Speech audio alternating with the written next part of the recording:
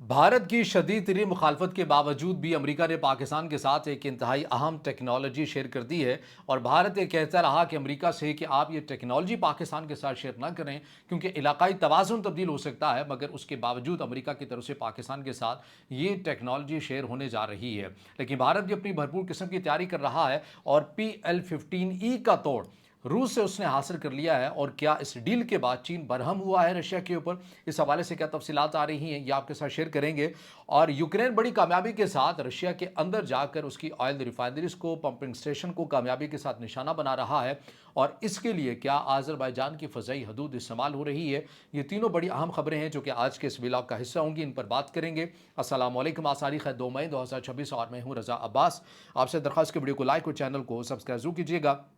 दिसंबर 2025 में आपके सामने है कि रिपोर्ट सामने आई थी कि पाकिस्तान एयरफोर्स के F-16 जो जदीद किस्म के तैयारे हैं अमेरिका की तरफ से, इनकी अपग्रेडेशन के लिए $686 मिलियन का एक दिफाई पैकेज अमेरिका की तरफ से पाकिस्तान के लिए मंजूर किया गया था। अब इस पैकेज के ऊपर भी भारत की तरफ से कंसर्न का इजहार किया गया था, लेकिन वक्त के साथ साथ फिर खामोशी होगी। लेकिन अमेरिका की तरफ से जो पैकेज है ये दे दिया गया।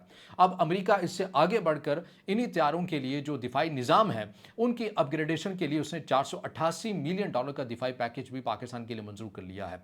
अब इस दिफाई जो रडार सिस्टम की जो अपग्रेडेशन होने जा रही है, इसके ऊपर भारत ने सिफारतकारी के अंदर मुतादिद पैगामात अमेरिका को दिए, लॉबिंग के जरिए भी पैगामात पहुँचाए कि भाई आप ये जो दिफाई निज़ाम की अपग्रेडेशन F-16 के दिफाई रडार सिस्टम के लिए दे रहे हैं ये आप ना दें, इससे इलाकाई तवाज़ुन तब्दील हो जाएगा, सूरत हाल यकसर तब्दील हो जाएगी, आप ऐसा ना करें। लेकिन अमेरिका की तरफ से भारत को ये जवाब दिया गया कि भाई हम इससे कोई इलाकाई तवाज़ुन तब्दील नहीं होगा, क्योंकि पाकिस्तान एक अहम लड़ाई लड़ रहा है और वो है इंसदाद दहशतगर्दी के लिए। अफगानिस्तान के अंदर बिलखसूस ये लड़ाई मौसर किस्म से पाकिस्तान लड़ रहा है, तो पाकिस्तान को ये रिक्वायर भी है। और वैसे भी पाकिस्तान ने ऑपरेशन ग़ज़ब-ए हक़ हो या दीगर हो, अफगानिस्तान के अंदर जो बड़े पैमाने के ऊपर जो फाइटर जेट इस्तेमाल किए हैं वो F-16 ही इस्तेमाल किए हैं। पाकिस्तान ये चाहता था कि इसके दिफाई निज़ाम के हवाले से या तो फिर नए किस्म के दिफाई निज़ाम है वो अमेरिका से ले लिए जाएँ, या फिर जो पुराने लगे हुए इन्हीं की अपग्रेडेशन के लिए एक पैकेज जो है वो अमेरिका की तरफ से मिल जाए। लेकिन बहरहाल अब भारत के शदीद किस्म के कंसर्न के बावजूद भी अमेरिका की तरफ से नए जो रडार सिस्टम है, दिफाई निज़ाम है F-16 का, वो तो नहीं दिया गया, लेकिन जो पुराने लगे हुए थे उन्हें ही जदीद किस्म की अपग्रेडेशन जो है उनके अंदर कर दी गई है। मैं आसान और सादा अल्फाज में आपके सामने रखने की कोशिश करूँगा कि जो दिफाई निज़ाम की अपग्रेडेशन हुई है ये पाकिस्तान के लिए, पाकिस्तान के फाइटर जेट के लिए, पाकिस्तान की फ़ज़ाइया के लिए किस हद तक मावनत और मौसर साबित होगी, इसे आसान और बिना किसी तकनीकी अल्फाज के इस्तेमाल के आपके सामने रखने की कोशिश करता हूँ। इसमें जो रडार की अपग्रेडेशन हुई है वो F-16 तैयारों की मौजूदा AN और APG-66 और AN APG-68 रडार सिस्टम को बेहतर बनाया जाएगा और नए रडार नहीं लगाए जा रहे बल्कि पुराने रडार को ज़्यादा मौसर और लंबे अरसे तक बनाने की तैयारी की जा रही है। रडार क्या है? रडार एक खास सिस्टम है जो तैयारे में लगा होता है। ये रेडियो लहरें भेजता है जो आगे जाकर किसी चीज़, दुश्मन तैयारे, मिसाइल या ज़मीनी टारगेट से टकरा कर वापस आती हैं। रडार इन लहरों को पकड़ कर बताता है कि दुश्मन कितनी दूर है, किस रफ्तार से आ रहा है, किस समत से आ रहा है। ये जो अपग्रेडेशन हुई है ये तमाम स्पेसिफिकेशन मैं आपके सामने रख रहा हूँ कि जो पाकिस्तान को इस पैकेज की सूरत में मिली है। इसके अंदर मजीद भी जो बेहतरियाँ हैं वो क्या आई हैं? जदीद डाटा लिंक सिस्टम लिंक 16 का इसको नाम दिया गया। इसके अंदर बेहतर इलेक्ट्रॉनिक्स है, महफूज मवासलात हैं, नेविगेशन सिस्टम है, मुरम्मत के सामान है और पायलट्स की तरबियत भी शामिल है। अब ये लिंक 16 क्या होता है इसको भी मजीद आसान समझ लेते हैं।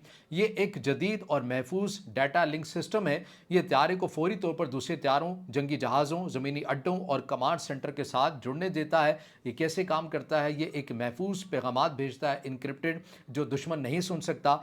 पायलट को हकीकी वक्त यानी कि रियल टाइम में मालूमात मिलती हैं, जैसे दुश्मन की पोजीशन, दोस्त तैयारों की लोकेशन और अहदाफ या टारगेट्स की डिटेल्स मिल जाती हैं। सब तैयारे एक दूसरे से बात कर सकते हैं इस लिंक 16 के ज़रिए, बगैर रेडियो पर बात किए, without any radio communication. Radio communication का ख़तरा ये होता है कि दुश्मन इसको हैक करके सुन सकता है कि आपस में ये पायलट्स दुश्मन की क्या बात कर रहे हैं। जैसे कि पाकिस्तान की तरफ से इंडिया के साथ ये किया गया था कि उनकी कम्युनिकेशन को हैक कर लिया गया था कि ये आपस में क्या बात कर रहे हैं, क्योंकि ज़ाहिर है इंफॉर्मेशन शेयर होती है और यही इंफॉर्मेशन ही सबसे अहम और मावनत साबित होती है ऑपरेशन के अंदर, किसी भी ऑपरेशन के अंदर। तो लिंक 16 के ज़रिए रेडियो कम्युनिकेशन के ज़रिए बात नहीं करनी है, बल्कि F-16 का अपने जो दिफाई निज़ाम है इसी के ज़रिए जो पायलट हैं ये आपस में एक दूसरे के साथ बात कर सकेंगे। अब इसका फ़ायदा क्या होगा? इसका फ़ायदा ये होगा कि जो पायलट हैं ये आपस में एक दूसरे के साथ बात भी कर सकेंगे और इसी के साथ कमांड सेंटर के साथ भी रुक सकेंगे। यहाँ पर हैकिंग के इनके जो ख़तरात हैं ये इंतहाई कम हो जाएंगे और ये एक पूरे जैसे कि स्वार्म ड्रोन आपस में काम करते हैं ना, पूरे जमघटे में जाकर अटैक करते हैं और एक दूसरे के साथ बातें भी करते रहते हैं, ये बिल्कुल उसी तरह आगे बढ़ेंगे। और वैसे आम पायलट्स जो जाते हैं दीगर पायलट्स के अंदर जिनके अंदर लिंक 16 नहीं होता, वो भी आपस में एक दूसरे के साथ इंफॉर्मेशन शेयर कर रहे होते हैं। फ़र्क ये होता है कि वो रेडियो कम्युनिकेशन के जरिए कर रहे होते हैं, यहाँ पर वो नहीं होगा। यहाँ पर इंतहाई सिक्योर किस्म का जो निज़ाम है वो पाकिस्तान को इन रडार सिस्टम के अंदर जो है वो मिला है। और ये जो F-16 के जो सिस्टम है ये 2040 तक फ़ाल रहेंगे। ये अमेरिका की तरफ से पाकिस्तान को पैकेज दिया गया। और भारत का कंसर्न मैं ऑलरेडी आपके सामने रख चुका हूँ। भारत ये कह रहा था कि भाई आप ये ना दें पाकिस्तान को अगर आप ये देंगे इलाकाई तवाज़ुन तब्दील हो जाएगा। पाकिस्तान ने कहा कि हमने इंसदाद दहशतगर्दी के खिलाफ जो पाकिस्तान जंग लड़ रहा है हमने उसको मज़ीद मावनत के लिए और इस जंग को मज़ीद मौसर बनाने के लिए ये पाकिस्तान को दिए हैं और इससे कोई इलाकाई तवाज़ुन जो है वो तब्दील नहीं होगा। लेकिन इसके साथ जैसा कि मैंने इब्तिदा के अंदर भी जिक्र किया कि भारत हाथ पर हाथ धरे नहीं बैठा बल्कि वो भी अपनी तैयारी कर रहा है। आपको याद है कि मई 2025 के अंदर ही जो ऑपरेशन संदूर की बुरी तरह नाकामी हुई और पाकिस्तान ने पहली बार अपनी ही फ़ज़ाई हदूद के अंदर रहते हुए भारत की जो फ़ज़ाइया है, भारत के जो पायलट हैं उन्हें कामयाबी के साथ निशाना बनाया।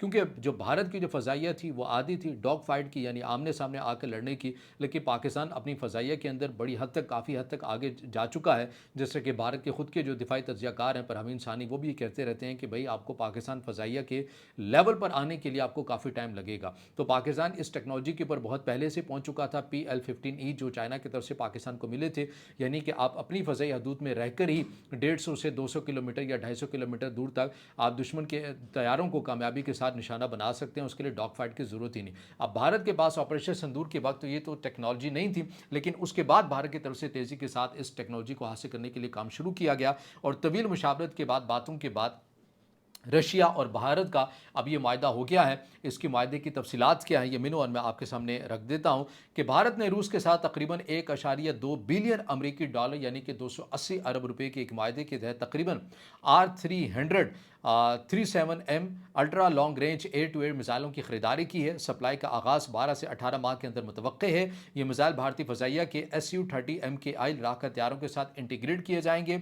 अब ये R37M मिसाइलों की तकनीकी खसूसियात क्या हैं? ये हाइपरसोनिक है, बियॉन्ड विजुअल रेंज है, एयर टू एयर मिसाइल हैं। ज़्यादा से ज़्यादा जो इनकी रेंज बताई जाती है वो 300 से 400 किलोमीटर रेंज है।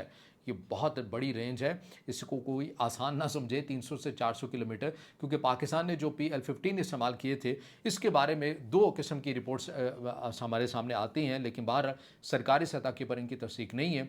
कुछ रिपोर्ट्स के मुताबिक पाकिस्तान ने जिन मिसाइलों के ज़रिए भारत के तैयारों को गिराया था वो PL-15E थे और उनकी जो रेंज थी वो 150 से 200 किलोमीटर थी।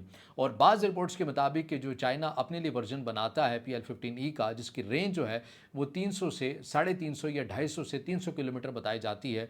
ये जो वर्जन जो चीन बनाता है ये अपने लिए बनाता है, किसी मुल्क को बेचने के लिए नहीं बनाता।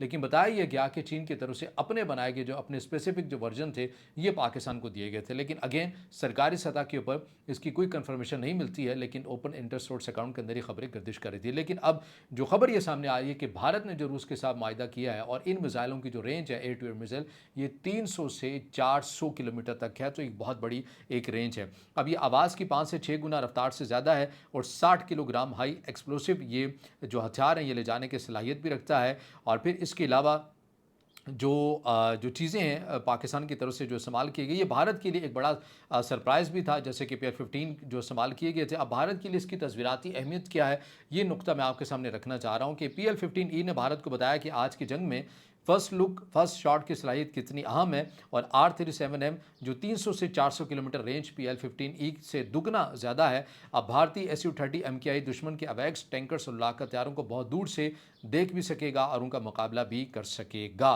तो ये भारत की तरफ से रूस से हासिल किया गया, जो कि 12 से 18 माह के अंदर मुतवक्के है कि रूस की तरफ से जो सप्लाई है ये भारत को मिल जाएगी। और ज़ाहिर है तकनीकी लिहाज से तस्वीराती लिहाज से भारत के लिए बड़ी एक अहम चीज़ भी है। लेकिन यहाँ पर एक और जो चीज़ बड़ी मैटर करती है वो ये है कि टेक्नोलॉजी का आ जाना और उसे सही मानों में इस्तेमाल करना दो अलग चीज़ें हैं। भारत के पास जदीद किस्म का फाइटर जेट रफ़ाल मौजूद था, लेकिन उनके पायलट्स ने किस किस्म की परफॉर्मेंस दी, वो ज़ाहिर है उनके लिए हज़ीमत का निशाना बनी। रफ़ाल के हथियारों की मार्केट हत्ता के गिरने तक को आ गई।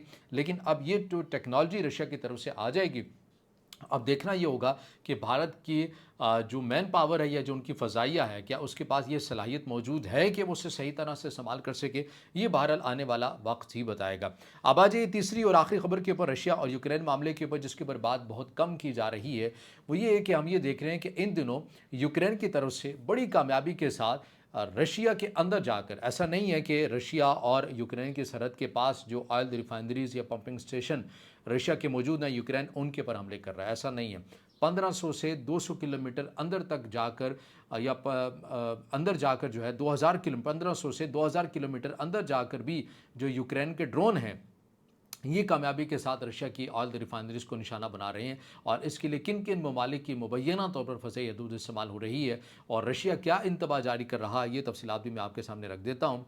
कि इसकी जो तफसीलात हमारे सामने आई हैं वो ये है कि यूक्रेन ने रूस के अंदर गहरे इलाकों में तेल की रिफाइनरीज और तवानाई के मराकज़ पर ड्रोन हमलों की मुहिम तेज़ कर दी है।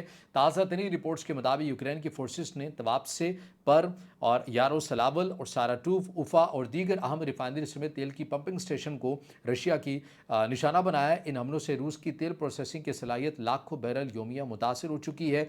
ज़रा ये बता रहे हैं कि तवील फासले के ड्रोन हमले Finland, Romania, Poland, Lithuania, Latvia, Estonia और बाल्टिक रियासतें जो हैं, और नक्शे के मुताबिक आज़रबाईजान की भी मुबैना तौर पर फ़ज़ाई हदूद इस्तेमाल हो रही है। अब आज़रबाईजान और रशिया के ताल्लुकात वैसे ही कशीदा हैं। आपको पता है कि रशिया की तरफ से भी यूक्रेन के अंदर आज़रबाईजान की जो इन्वेस्टमेंट थी, उन्हें निशाना बनाया गया था और उसके रद्दअमल में आज़रबाईजान के अंदर से एक रूसी शहरी को गिरफ्तार किया गया था। आज़रबाईजान ने कहा कि ये जासूसी कर रहा था।